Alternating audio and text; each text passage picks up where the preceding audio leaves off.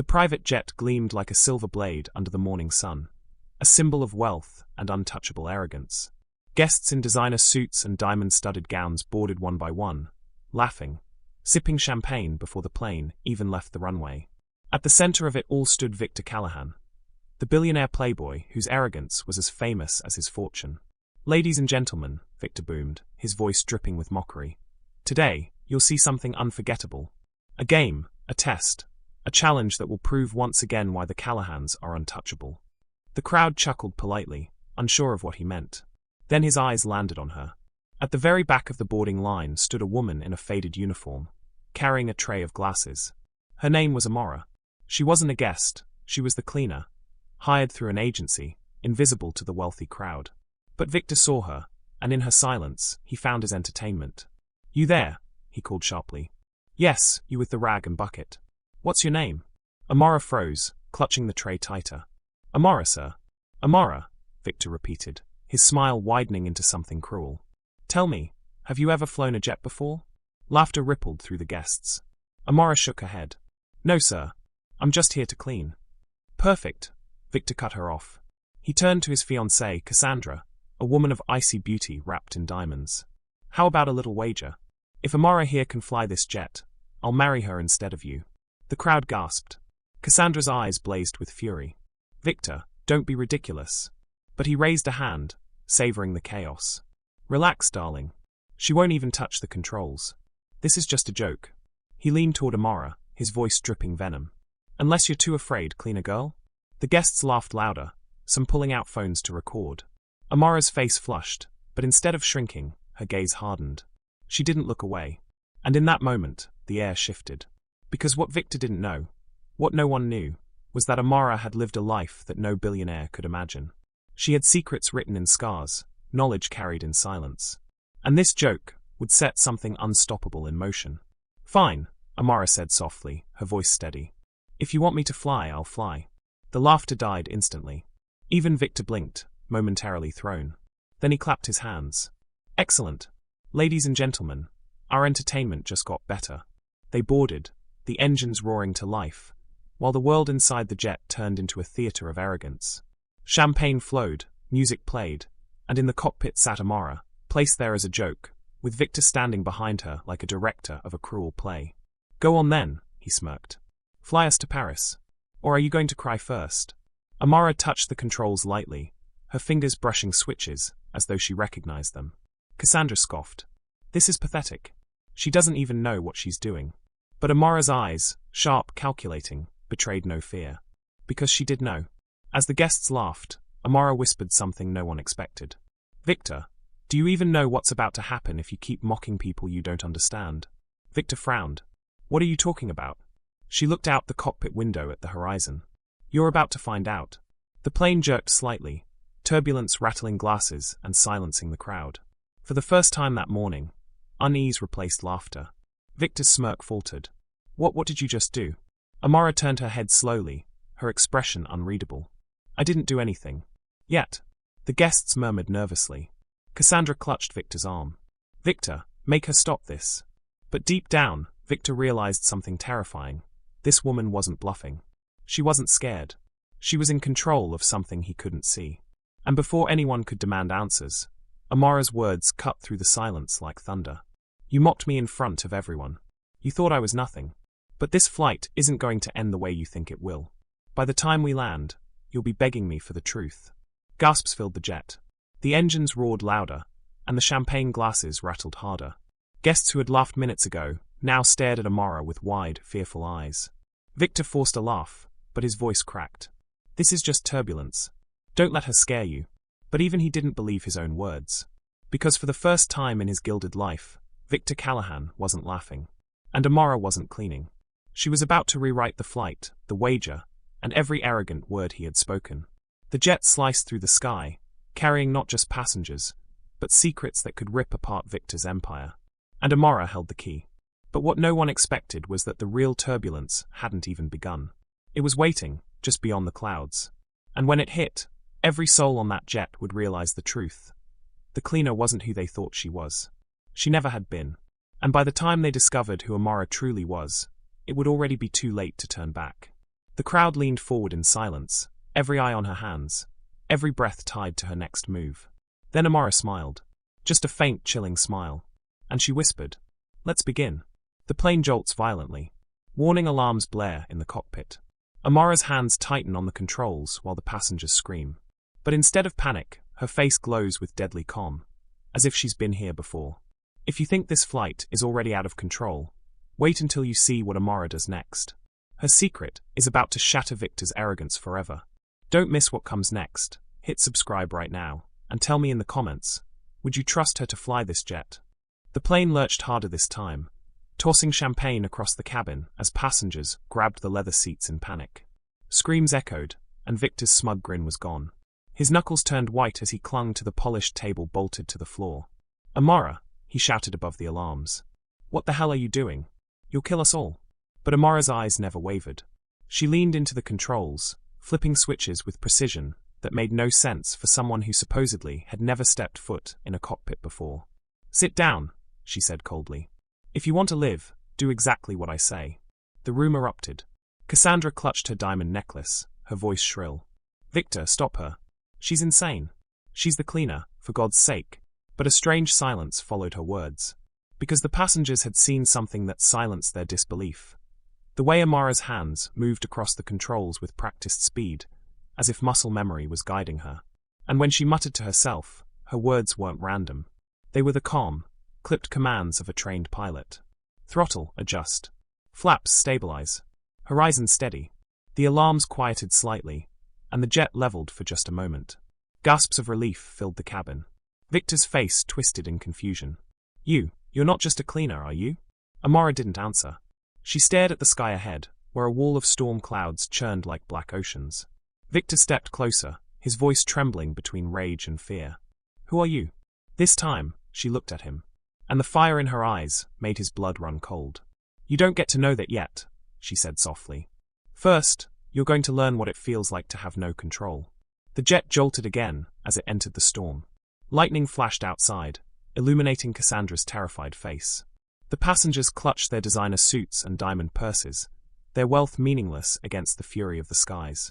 Victor tried to laugh, but his voice cracked. "You're bluffing. You can't actually fly this thing. You're going to crash us all." Amara cut him off. "If I wanted to crash, we'd already be in pieces at the bottom of the Atlantic." The silence that followed was heavier than the storm. "Then why are you doing this?" one passenger stammered. "If you can fly, why terrify us?" Amara's lips curved into something between a smirk and a scar. "Because for once in your lives, you need to understand what it feels like to be powerless. To have your fate in the hands of someone you mocked, someone you dismissed, someone you thought didn't belong in your world." Victor's face turned pale. He remembered every cruel laugh, every careless insult, every time he'd treated her like air. And now, trapped in the sky, he realized those moments were about to cost him everything. But before he could speak, the plane dropped. Screams pierced the cabin. Champagne flutes shattered on the floor. Outside, lightning ripped the sky in half. Victor stumbled forward, grabbing Amara's arm. "Enough. Land this plane now. Do you hear me? I'll pay you anything you want." Amara's gaze snapped to him, and her voice was like ice. "Anything? Yes. Money, cars, a house. Whatever you want." Victor pleaded. Amara's laugh was hollow.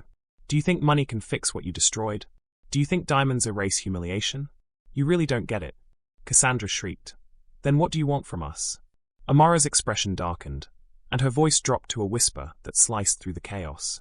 "I want the truth." The passengers stared, confused. "The truth about what?" someone asked.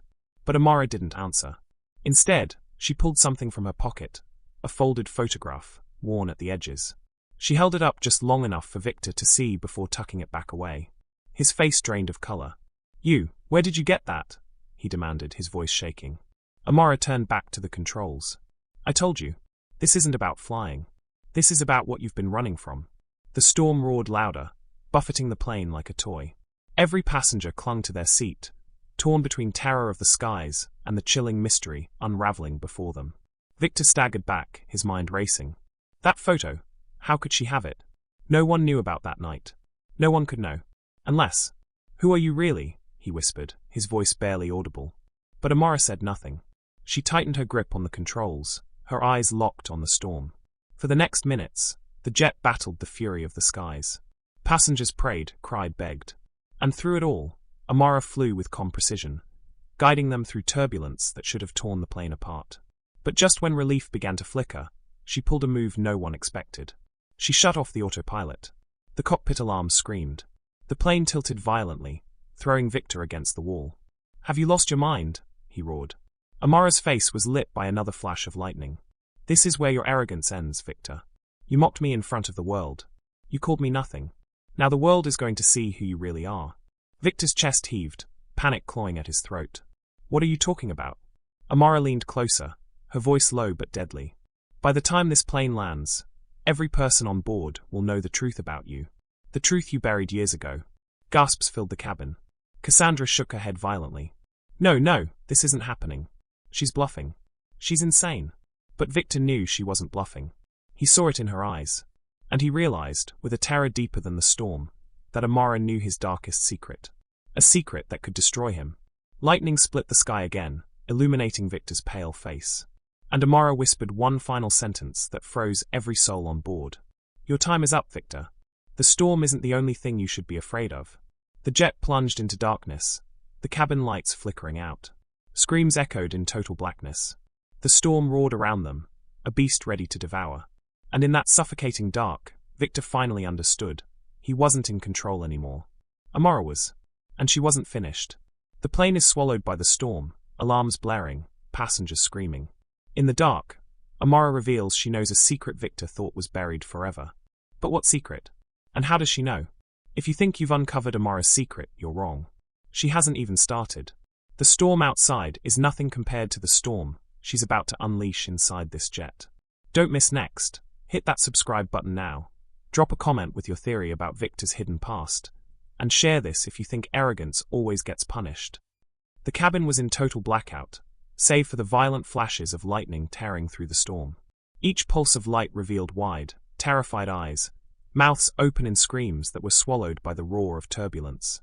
Somewhere in the darkness, glass shattered. Someone sobbed uncontrollably. But amid the chaos, one voice cut through, steady, unshaken. "Amara's. Stay seated. Hold on tight. We're not done yet." Her tone wasn't panicked. It was commanding, almost military. And that terrified Victor more than the storm itself. Because how could a woman who once scrubbed his marble floors fly a private jet through a tempest like this, while sounding like she had done it 100 times before? Victor stumbled forward, trying to reach her. The cabin tilted again, and he slammed into a seat, grunting in pain. The passengers screamed louder, the luxury of their wealth stripped away, leaving them as helpless as children. "Amara!" Victor shouted, his voice cracking. "Stop this madness. Whatever you think you know, it's a lie." But her voice came back colder than the air swirling in the cabin. "You think lies are strangers to me, Victor? I've lived my whole life beneath them. Lies from people like you who wear power like a crown, crushing everyone beneath it. But tonight, you don't get to hide behind lies." Her words echoed through the cabin, chilling even the storm. And then, just as suddenly as the blackout had begun, the emergency lights flickered on. Dim red light washed over the passengers' terrified faces, giving the scene the appearance of a horror film. Cassandra's mascara streaked down her cheeks, her diamonds hanging loose around her neck. She lunged forward, pointing a trembling finger at Amara. "She's insane. Victor, do something. She's going to kill us all." But Victor wasn't looking at his wife. His eyes were locked on Amara's back, his mind racing with the photograph she had shown him earlier. That single glimpse had been enough to send his soul plummeting. It couldn't be. She couldn't possibly know. Unless. His stomach churned, not from the turbulence, but from the weight of memories clawing their way out of the dark corners of his mind. A storm outside. A storm inside. Both crashing down on him at once. And then Amara's voice came again, calm and venomous. "You see, everyone here thinks you're some untouchable tycoon. A king in a castle of glass. But I know the truth. And when I speak it aloud, you'll watch everything you've built shatter in front of your eyes." The passengers turned toward Victor, confusion spreading like wildfire. "What truth?" someone demanded. "What's she talking about?" Victor's lips parted, but no sound came out. He was choking, not on air, but on guilt. Amara reached into her pocket again. The faint crinkle of paper sent a shiver through the cabin. Slowly, deliberately, she unfolded the photograph and raised it high for everyone to see under the red emergency glow. Gasps filled the jet. It wasn't just a photograph. It was a crime scene in black and white. A burned-out car on the side of a lonely road. A figure blurred in the background. And spray-painted across the charred metal, barely visible, a single word, justice. Victor lunged forward. "Give me that." But Amara pulled it back before he could snatch it, her eyes blazing. "This," she said, her voice ringing like a hammer striking steel, "is what you tried to bury. But the earth never keeps secrets, Victor. Not when blood stains the ground." The cabin erupted. "What does she mean, Victor?" a passenger shouted. "Is that real?" another cried. Were you involved in this?" Victor's face glistened with sweat. His body trembled. For the first time in his life, he had no words. Cassandra grabbed his arm. "Tell them it's fake. Say something, Victor." But he couldn't. Because he knew it wasn't fake. He knew exactly what night that photo had captured. And so did Amara. Victor staggered back, collapsing into a leather chair as if the weight of years had just fallen on his shoulders. His eyes darted around the cabin, searching for allies, but all he saw were faces of suspicion, anger, and fear. Amara took a step closer, the storm outside thrashing harder with every word she spoke. "You built your empire on graves, Victor. And now those ghosts are finally knocking on your door." Lightning slashed the sky, thunder booming like judgment itself. Victor tried to rise, but his knees buckled. His voice, when it finally came, was broken, desperate. "You don't understand. I had no choice. If I hadn't done it, I would have lost everything." The cabin fell into stunned silence. Because with that sentence, Victor hadn't denied it. He had confessed. The passengers gasped in horror. Cassandra clapped a hand over her mouth, her diamonds shaking as violently as her hands. "You monster," she whispered. Amara's eyes narrowed, her voice slicing through him like a blade. "Now they know. But this is only the beginning, Victor. Because you still haven't told them the worst part." Victor's face drained of color. "Don't. Please don't." But Amara leaned closer, her words like poison. "You killed more than a man that night. You killed a legacy. And you thought no one survived. But you were wrong." Victor froze.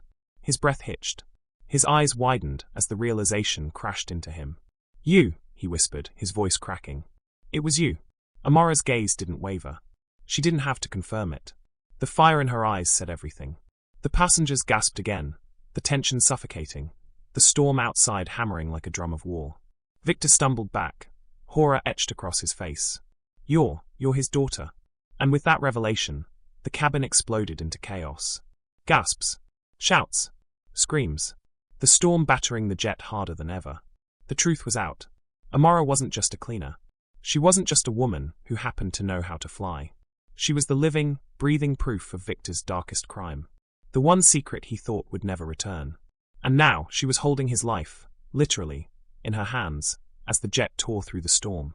Amara gripped the controls tighter, her voice calm but cold. "You took everything from me. My father, my home, my childhood. But you didn't take my will to fight. And now, I'll make sure the world knows what kind of man you really are." Victor collapsed into his seat, shaking violently. His empire, his pride, his carefully constructed facade.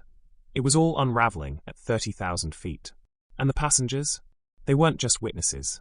They were the jury. The storm roared louder, as if the heavens themselves demanded judgment. But before Amara could speak again, a deafening alarm blared through the cockpit. The jet shook violently, tilting sideways. Oxygen masks dropped from above, swinging wildly in the dim red light. Someone screamed, "We're going down." The cabin descended into chaos, the passengers scrambling for their masks. But Amara didn't move. Her eyes locked on Victor, her voice steady even as the jet rattled like it might break apart. "This isn't over. Not until you face the truth in full." Victor's voice cracked, desperate, broken. "Please, Amara. If you're really his daughter, then you have his heart. Mercy. Show me mercy." But Amara's reply was colder than the storm itself. "My father's mercy is what you exploited. And it's what killed him. You'll get no mercy here." The plane dropped again, sending passengers screaming into the void. Outside, lightning struck so close it lit the cabin like daylight for a split second. And in that instant Victor saw it. The look in Amara's eyes. The storm wasn't his enemy. She was. The alarms screamed louder. The storm shrieked like a beast. The jet shook so violently it felt like it was being ripped apart. And then, suddenly, Amara pulled the controls sharply, throwing every passenger against their seats as the plane nosed upward, fighting against the storm with everything it had. Victor's chest heaved, his nails digging into the leather armrests. He felt like his soul was being torn from his body. And then silence. The storm fell away. The clouds parted. The jet burst into open sky, bathed in moonlight. Gasps of relief echoed through the cabin. People sobbed. Cassandra clutched her chest, weeping uncontrollably. But Amara wasn't smiling. She wasn't relieved. Her eyes were still locked on Victor. Because this wasn't over. Not by a long shot. She turned toward him, her voice cold and deliberate. Everyone on this jet knows your truth now, Victor. But when we land, the world will know too. Victor's face went ashen, his lips trembling. No, you can't. You'll destroy me. Amara's gaze hardened. You destroyed yourself. I'm just turning on the lights. The passengers sat in stunned silence, the storm behind them, but a darker storm still raging in the cabin. Victor's empire, his reputation, his very soul, dangling by a thread. And Amara held the scissors. Amara has revealed she is the daughter of the man Victor destroyed, the living proof of his greatest crime. She vows to expose him when they land. But with passengers as witnesses and Victor's desperation boiling over, what will he do to silence her before the truth reaches the world? The skies may have cleared, but the storm between Amara and Victor has only just begun. If you think Victor will surrender quietly, think again. Men like him never go down without a fight. What would you do if you were trapped on this jet? Comment your answer below.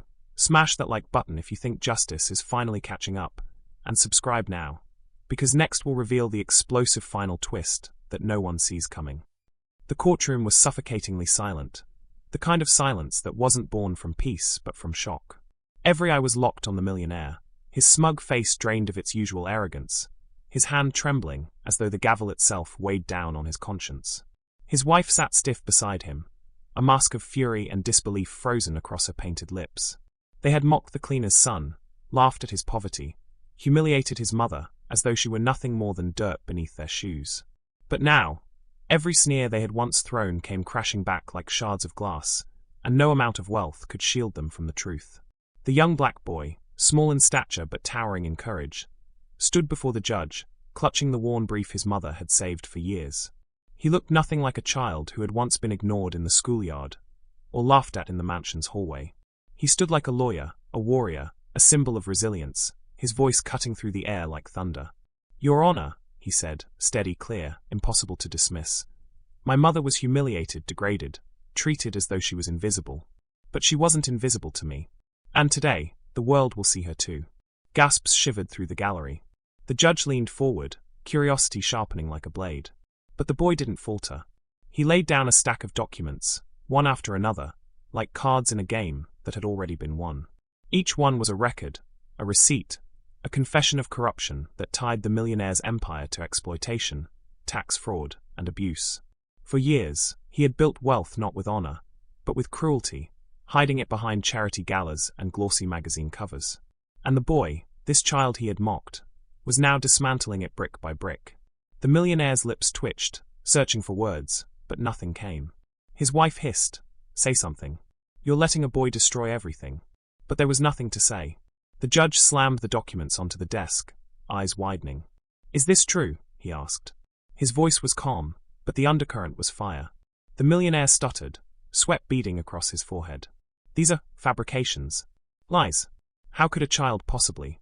"Because your arrogance blinded you," the boy interrupted, and his voice boomed with a force that made the spectators lean in closer. "You thought we were weak. You thought my mother was worthless. But you never understood that the people you mock, the people you step on, are the ones who can rise and destroy you." The courtroom erupted in murmurs. Some were shocked, some inspired, others deeply unsettled. The millionaire gripped the table, his knuckles white, his empire crumbling not in silence, but under the eyes of everyone who had once envied him. And then, the boy pulled out one last piece of evidence. A recording. The cleaner, his mother, had once been berated, humiliated, mocked to tears by the millionaire's wife. She had recorded it, not for revenge, but to remember the pain she carried every day. But now that recording was playing for the entire courtroom to hear. The words were venomous, cruel. The wife's laughter was sharp, slicing. She had called the woman trash, useless, undeserving of even standing in the same room as her. But the irony was bitter, because now it was she who sat trembling, shrinking into her seat as the crowd turned, disgust written across every face. The judge's gavel cracked down. "Enough," he barked. The sound echoed like thunder. This court has seen enough. The evidence is overwhelming. You, sir, and your wife, are guilty, not only of fraud and corruption, but of cruelty that disgraces the very idea of humanity. Justice will not be delayed. The millionaire collapsed into his chair, face pale, lips quivering. The wife screamed, lunging forward, but the bailiff restrained her, dragging her back as her heels clattered against the floor. The crowd erupted, some cheering, some crying. But the boy wasn't finished. He stepped forward, looking directly at the man who had mocked his family. His eyes burned with tears, but not of weakness. Of triumph. "You thought we were powerless," he whispered, his voice trembling but unbroken. "But today, we proved that even those at the bottom can rise higher than the tallest towers of greed. You mocked my mother for cleaning your floors. But remember this, those same floors are where your empire finally crumbled." The millionaire turned his head, unable to meet the boy's gaze. His empire, his pride, his arrogance, it was all ashes now. And as the judge prepared the final verdict, a hush fell once more. The gavel struck. But then, the twist no one expected came crashing down.